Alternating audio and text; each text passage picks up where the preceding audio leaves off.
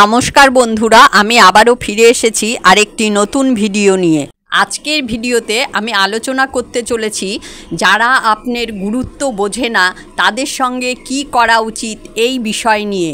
শুরু করার আগে বলে রাখি বন্ধুরা, চ্যানেলে এরকম ভিডিও আরও দেওয়া রয়েছে, দেখে আসবেন। চ্যানেলটিকে অবশ্য করে সাবস্ক্রাইব করবেন। চলুন আর দেরি না করে শুরু করা যাক। জীবন একটি যাত্রা, যেখানে আমাদের পথে অনেক মানুষ আসে।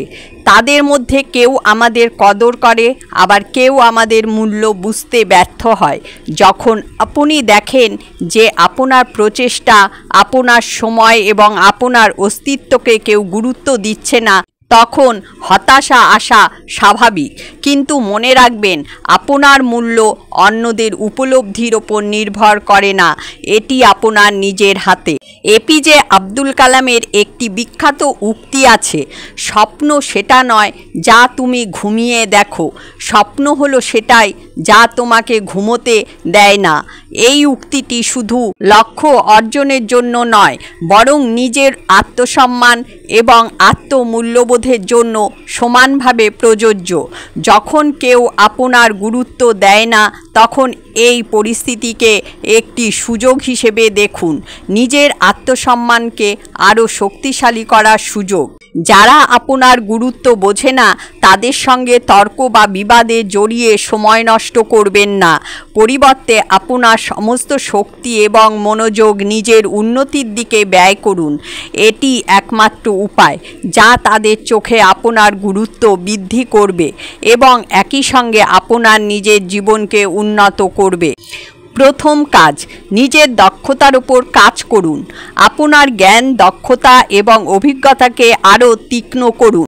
নতুন কিছু শিখুন, এমন কিছু করুন যা আপনাকে আপনার কর্মক্ষেত্রে বা ব্যক্তিগত জীবনে আরও সফল করে তুলবে। যখন আপনি নিজের কাজে শ্রেষ্ঠ হয়ে উঠবেন, আপনার সাফল্যই অন্যদের আপনার প্রতি মনোযোগ দিতে বাধ্য করবে। দ্বিতীয় কাজ, নিজের লক্ষ্য পূরণে মন দিন। আপনার জীবনের প্রধান লক্ষ্য কী? সেই লক্ষ্য পূরণে নিজেকে সম্পূর্ণভাবে নিবেদিত করুন। একটি সুনির্দিষ্ট লক্ষ্য নিয়ে কাজ করা আপনাকে অন্যদের তুচ্ছ আচরণ থেকে দূরে রাখবে। যখন আপনি নিজের লক্ষ্যে অবিচল থাকবেন, আপনার সেই দৃঢ়তাই আপনার ব্যক্তিত্বকে আরও উজ্জ্বল করবে। তৃতীয় কাজ, নীরবতা এবং দূরত্ব বজায় রাখুন। যারা আপনাকে উপেক্ষা করে তাদের সঙ্গে অহেতুক যোগাযোগ বন্ধ করুন। এর মানে এই নয় যে আপনাকে তাদের সঙ্গে শত্রুতা করতে হবে, বরং একটি স্বাস্থ্যকর দূরত্ব বজায় রাখুন। আপনার নীরবতা আপনার শক্তির প্রকাশ।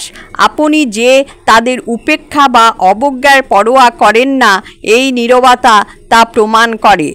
আজকের জন্য এ পর্যন্তই বন্ধুরা, দেখা হচ্ছে পরের ভিডিওতে।